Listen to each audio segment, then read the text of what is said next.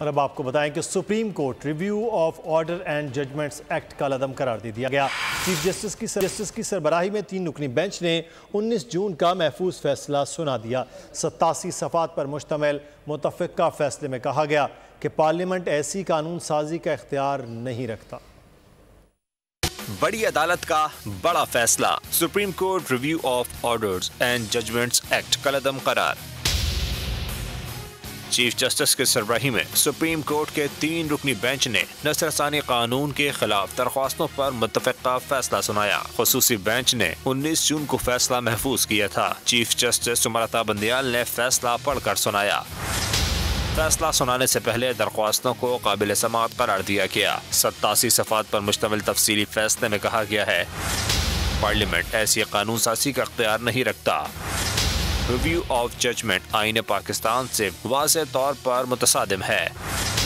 यह मुमकिन नहीं है कि इस कानून को आइन से हम आहंग करार दिया जाए।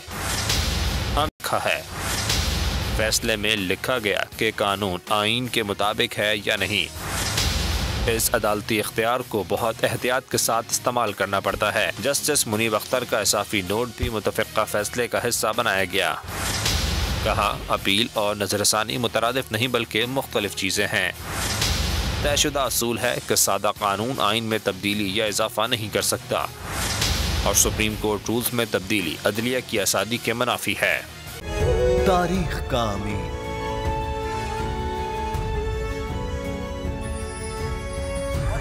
आजादी की अलामत,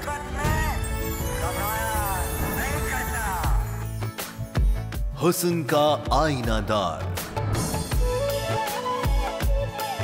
फिक्रो नजरिए की अक्कास, सरफराजी का गवाह, यानी हम सबका निगहबान पाकिस्तान।